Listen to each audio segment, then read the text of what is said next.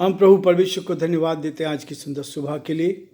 परमेश्वर ने आज की सुंदर सुबह मुझे और आपको दी है कि हम परमेश्वर पिता के पवित्र चरणों में आकर परमेश्वर की महिमा कर सकें, परमेश्वर के नाम को धन्य कह सकें। प्रियो, मैं आप सभी का स्वागत और वेलकम करता हूं living Christian movement fellowship ministry Jaipur Rajasthan में।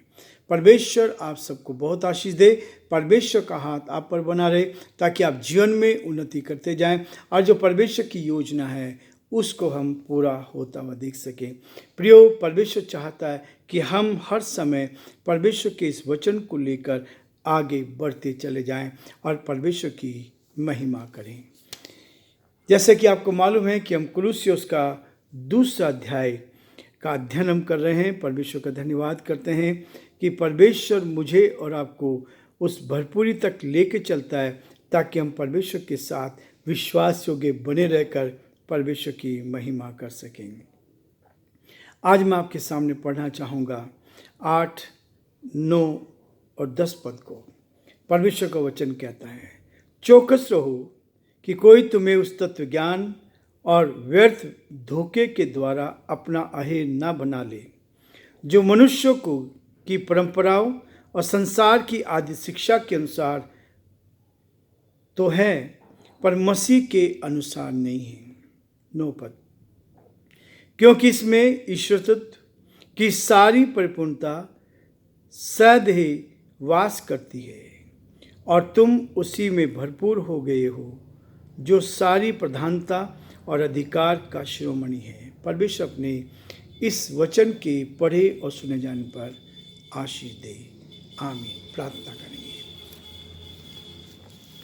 जीवते और सच्चे विश्वास के योग्य परमेश्वर, हम बड़े आदर के साथ, दीनता के साथ, नम्रता के साथ आप जैसे महान परमेश्वर के चरणों में झुके हैं। हम आपको धन्यवाद देते हैं, आपकी स्तुति करते हैं प्रभु कि आपने हमें संभाला, आपने हमारी मदद की, सहायता की, अपनी उपस्थिति, अपनी निकटता, अपने प्रेम का एहसास दिया। हम इसके लिए परमेश्वर आपको धन्यवाद, आपकी स्तुति, आपकी प्रशंसा करते हैं और धन्यवाद देते हैं प्रभु कि आप दया के धनी हैं और विश्वास के योग्य परमेश्वर हैं। अद्भुत युक्ति करने वाले प्राकरणिक परमेश्वर, हम आपकी तारीफ करते हैं, हम आपकी प्रशंसा करते हैं, हम आपके नाम को सराहते हैं प्रभु, क्योंकि आप आदर, महिमा और स्तुति के योग्य परमेश्वर है। धन्यवाद देते हैं प्रभु कि आपने हमें सुंदर दिन दिया है ताकि हम आपकी महिमा कर सके, आपके नाम को धन्य कह सके। आपके सभी सेवकों को जो पिता परमेश्वर आपकी सेवा में लगे हैं, हम आपके हाथ में सौंपते हैं। हर एक की रक्षा कर, मदद कर, आपका दया का हाथ हर एक के साथ बना रहे। प्रोफिट विजेंद्र के लिए हम प्रार्थना करते हैं प्रभु, आपके दास पर दया चाहते हैं, आप उनको अपने हाथों में ले, अपनी उपस्थिति का एहसास दे, अंधकार की दुष्ट की सारी चालें प्रभु यीशु के नाम से दूर की जाए। हमें और अधिक सुंदर और पवित्र बना ताकि पवित्रता का जीवन जीते हुए हम आपके साथ आगे बढ़ते जाएं, आपकी महिमा कर सके। हमारे भाई लोग जो बीमार हैं, परेशानी में, कठिनाई में, दुख में, मुसीबत में, आप उनकी सुधि ले प्रभु जी। हमारे प्रदेश राजस्थान के लिए प्रार्थना करते हैं, इस प्रदेश पर भी आपकी आशीष चाहते हैं, प्रार्थना विनती करते हैं, आपकी दया दृष्टि हर कदम पर बनी रहे, आपका हाथ हर कदम पर बना रहे, आपकी सुरक्षा हर कदम पर बनी रहे, ताकि परमेश्वर हम आपके साथ साथ बढ़ते जाएं और जो आपकी योजना है उसको पूरा कर सके। बड़े आदर के साथ हमारे प्रदेश के मुख्यमंत्री भजनलाल जी को आपके हाथ में सौंपते हैं, आप उनकी रक्षा कर, सुरक्षित रखे, ईमानदार बनाए, ताकि देश, इस प्रदेश का संचालन आपकी महिमा के लिए कर सके। बड़े आदर के साथ हमारे देश को भी आपके हाथ में सौंपते हुए इस विनती को अपने प्रभु, अपने धारकर्ता यीशु मसीह के नाम से मांगते हैं। आमीन। प्रियो, परमेश्वर का धन्यवाद करते हैं कि एक एक दिन वो मुझे और आपको नई बातें बताता है, नई तरीके से हमें समझाता है ताकि हम उसकी महिमा कर सकें और जो परमेश्वर की इच्छा है उसको पूरा कर सकें। मैं धन्यवाद देता हूँ हमारे भाई के लिए जिन्होंने कमेंट्स में हमें लिखा है, पहला कुरिन्थियों उसका 6 अध्याय 9 से 10 पद।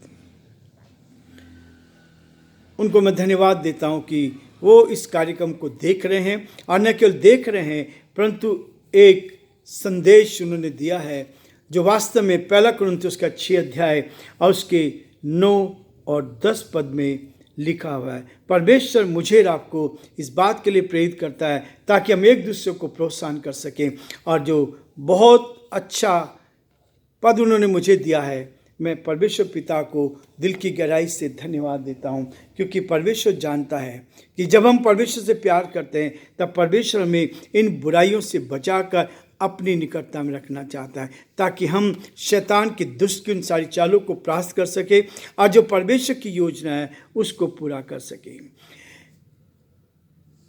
पहला कुरिन्थियों का 6 अध्याय उसके 9-10 पद को मैं आपके सामने पढ़ना चाहता हूँ। हमारे भाई ने इस बात को भेजा है ताकि हम इस बात को और अधिक जान सके अपने जीवन में, व्यवहार में, ताकि हम प्रभु की महिमा कर सकें। हम जानते हैं परमेश्वर का वचन कहता है पहले ये सब हम करते थे, लेकिन परमेश्वर का धन्यवाद करते हैं कि जिस दिन प्रभु ने हमें छुआ, अपनी निकटता का एहसास दिया और परमेश्वर ने उस सच्चाई को सामने रखा, तब परमेश्वर ने इन सब को जीवन में से अलग किया। शैतान बहुत सारी चालाकी करता है, शैतान बहुत सारी चालाकी करके हमें गिराने की कोशिश करता है, लेकिन जब आप ईमानदार बनकर प्रभु की महिमा करेंगे तो परमेश्वर आपको अपनी महिमा के लिए इस्तेमाल करता जाएगा। 9 पद में लिखा है, पहला कुरिन्थियों 6 अध्याय 9 पद, क्या तुम नहीं जानते कि अन्यायी लोग परमेश्वर के राज्य के वारिस न होंगे। प्रिय, यहाँ एक लिस्ट दी गई है। हमारा उद्देश्य होना चाहिए कि हम स्वर्गीय राज्य के वारिस बने, लेकिन यहाँ पर कुरिन्थियों की कलीसिया को पौलुस लिखते हुए कहता है, क्या तुम नहीं जानते कि अन्यायी लोग परमेश्वर के राज्य के वारिस न होंगे। क्वेश्चन मार्क लगाता है। जो अन्याय करते हैं, विरोध करते हैं, परमेश्वर के विरोध में जाते हैं, लोग के विरोध में जाते हैं, वो परमेश्वर के राज्य के वारिस न होंगे। प्रियो, ये सत्य बात है।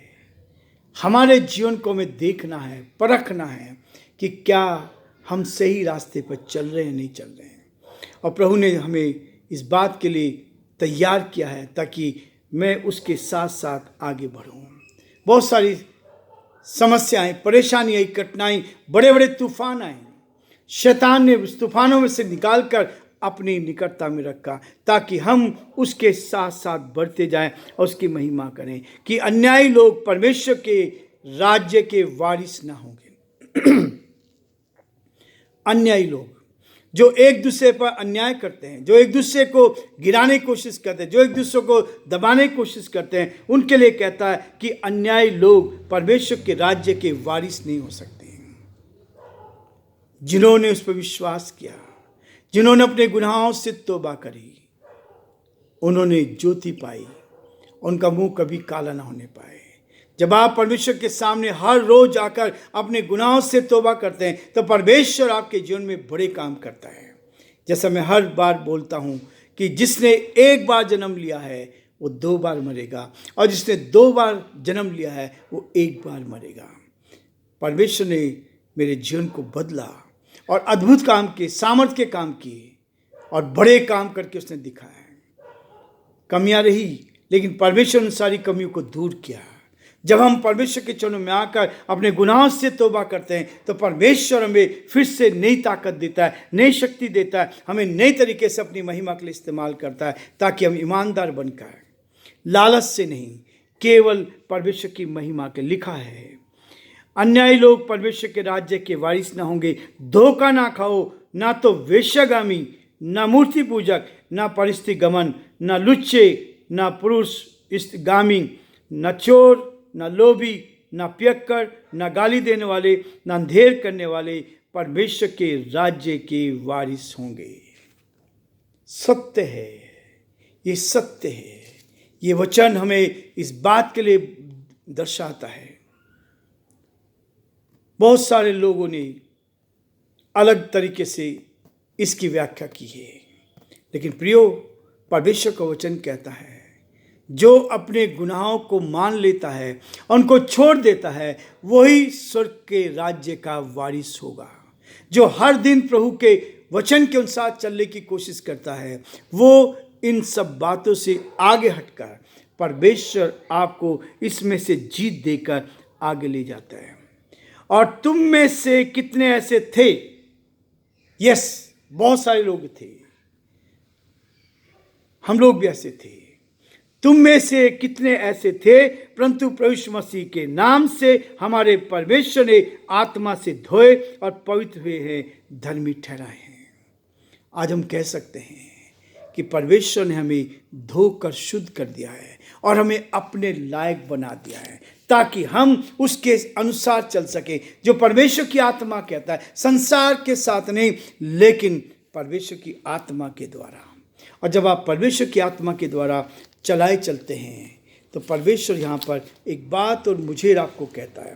पहला कुरिन्थियों उसका 2 अध्याय और उसके 15 पद में कहता है, आत्मिक जन सब कुछ जांचता है, जिसके गुनाह माफ हो गए, जिसने अपनी आत्मा को शुद्ध कर लिया, पवित्र कर लिया, इन सारी चीज़ों से अलग किया, वो कहता है आत्मिक जन सब कुछ जांचता है, परंतु वह आप किसी से जांचा नहीं जाता, क्योंकि पर प्रभु का मन किसने जांचा या जाना, जो उसे सिखाए। परंतु हम में मसीह का मन है। यदि आपके अंदर, मेरे अंदर मसीह का मन है तो आप परमेश्वर के साथ हैं। प्रभु आपको आशीष देगा, परमेश्वर आपको उस स्वर्गीय राज्य में प्रवेश कराएगा। और आपको निश्चय होना चाहिए कि आपने अपने गुनाहों से तौबा की है, और जब हमने उससे गुनाहों से तौबा की है, दूसरा जन्म आपने प्राप्त किया है, तो आप निश्चय ही हर रोज उसके साथ चलेंगे, हर रोज उसके सामने झुकेंगे, हर रोज प्रार्थना करेंगे, पश्चाताप करेंगे, अपने गुनाहों से तौबा करके नए दिन के लिए हम आगे बढ़ेंगे, ताकि परमेश्वर के उस गहरे प्रेम को हर रोज देखते जाएं। मैं पिछले दिनों हगाई की मीटिंग अटेंड की, और जब वहाँ भाई ने पूछा कितने सुसमाचार हैं, तो कई लोगों ने कहा 4 है, 4 मत्ती, मरकुस, लूका, यूहन्ना। तो उन्होंने कहा नहीं, ये गलत है, ये गलत है। और जब उन्होंने कहा, पौलुस ने कहा तुम मसीह की पत्री हो। लोग हमें पढ़ते हैं, हम सुसमाचार तो सुना सकते हैं, सुसमाचार पढ़ सकते हैं, चारों सुसमाचार को अच्छे से रट सकते हैं, लेकिन मेरे व्यवहार में वो है क्या, मेरे जीवन में है क्या? हर रोज हमें अपने व्यवहार में लेकर आना है। प्रियो, परमेश्वर का धन्यवाद करता हूँ। परमेश्वर ने अद्भुत रीति से जीवन को बदला, और कहीं भी लालच आने नहीं दिया, गलत चीज़ों की तरफ झुकने नहीं दिया। शैतान की उन सारी चालों से प्रभु ने बचाया। शैतान गिराना चाह रहा था, लेकिन परमेश्वर ने बचाया और अपनी निकटता का एहसास दिया। इसलिए मैं धन्यवाद देता हूँ हमारे भाई के लिए, जिन्होंने ये संदेश मुझे दिया है, ताकि हम परमेश्वर के वचन को लेकर आगे बढ़ते जाएं और उस स्वर्गीय राज्य के वारिस बने। हमें यही निश्चय होना चाहिए, हमें हमारा रिजर्वेशन होना चाहिए, ताकि हम प्रभु के साथ रोज रोज ऐसा जीवन जिए जो मसीह वचन के अनुसार हो, जो वचन के अनुसार हो। प्रभु ने 2008 से मुझे हिला दिया, अद्भुत काम किया, सब कुछ बदल डाला। सारी सेवा चली गई, कुछ नहीं बचा था। अय्यूब के समान सब कुछ समाप्त हो गया था, लेकिन अय्यूब का जीवन मेरे सामने था। अय्यूब ने परमेश्वर से प्रार्थना की और परमेश्वर के साथ बना रहा। दुख में, मुसीबत में परमेश्वर ने सहायता की, और आज प्रभु ने सब कुछ को देकर अपनी महिमा को प्रकट किया है। एक एक चीज को, 2000 करोड़ की संपत्ति को छोड़कर 1 सेकंड में हट गए। 45-40 लाख की संपत्ति को छोड़कर अलग हट गए। लालच नहीं आने दिया। परमेश्वर ने कहा, ना तो लोभी ना लालची परमेश्वर के राज्य के वारिस नहीं हो सकते। इसलिए परमेश्वर हमें आगे बढ़ाना चाहता है, ताकि हम परमेश्वर की महिमा करें। प्रभु आप सबको बहुत आशीष दे। आज हम ये रुकना चाहेंगे, कल फिर से हम आगे बढ़ेंगे, ताकि परमेश्वर हम सबको बहुत बड़ी आशीष दे। और मैं अपने सारे भाई बहनों को जो हमारे साथ जुड़े हुए हैं, इस YouTube चैनल को सब्सक्राइब करें, शेयर करें और अपने कमेंट्स भेज रहे हैं, मैं दिल की गहराई से आप सबको धन्यवाद देता हूं, और मुझे इससे प्रोत्साहन मिल रहा है। प्रभु आप सबको बहुत बड़ी आशीष दे।